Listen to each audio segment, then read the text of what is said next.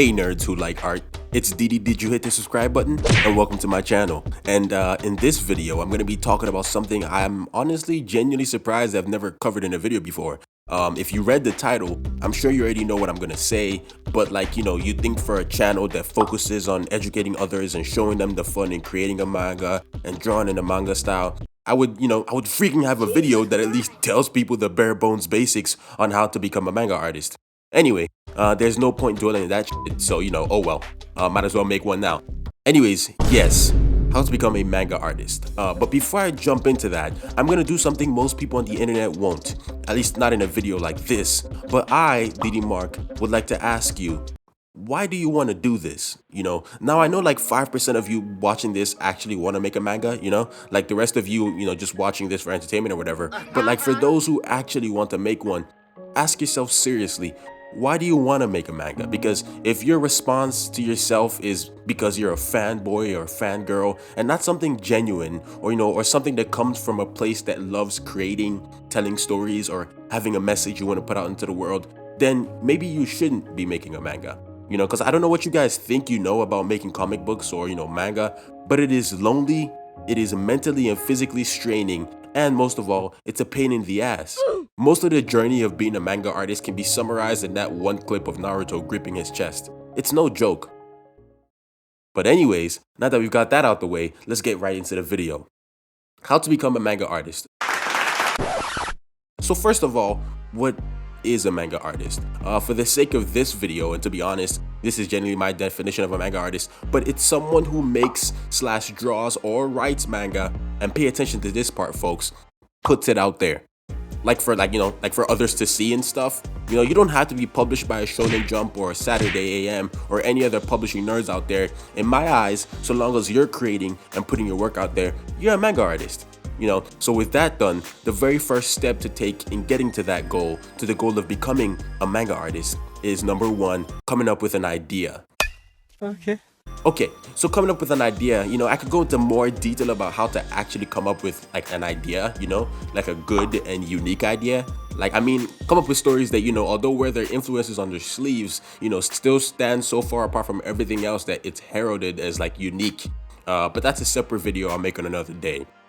But anyways, once you have your idea, your magnum opus, your story, baby, you're precious. The next the next part of that is a part that I personally love so much, and that's the scripting process. Okay, so when you're scripting, at this point you have the world building, characters, anime panty shots, plot, and everything figured out in your head, or at least written down somewhere in a good amount of detail.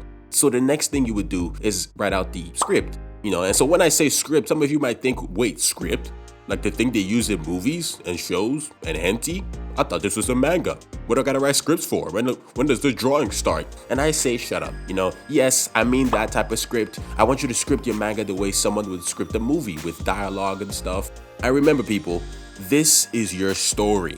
I always say a good story with doo-doo art in the manga is better than god-tier art with poo-poo caca story. You know what I'm saying? I might have gone over it pretty quickly, but when you're coming up with the idea, the plot, the characters, and when you're in the scripting phase, you should take your sweet time.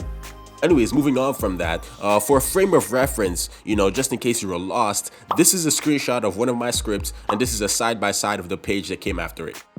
After scripting, next comes, in my opinion, the most boringest, dudiest, and mind-numbing process in all of manga creation. Storyboarding. Now I hate the storyboarding process, as in like I'd rather go back to high school and reread and write 10-page papers about Shakespeare's Hamlet. Okay, maybe I don't hate storyboarding that much. Shakespeare was a pain. But yeah, the storyboarding phase is when you want to put your pages together in terms of what the panels will look like in each page, what's gonna happen within those panels, the composition of the panels, and the perspectives within them. And some people like to do the bubble placement within the panels as well during the storyboarding phase. I don't, but that's okay. Also, I say storyboarding, but thumbnail sketches are also acceptable. Thumbnail sketches being what I personally do, but feel free to research that if you don't know the difference between the two. By the way, you use the script you've written to make the storyboards. I just thought I should mention that. You're not just storyboarding air, you actually have to use your scripts to create a storyboard. Yeah.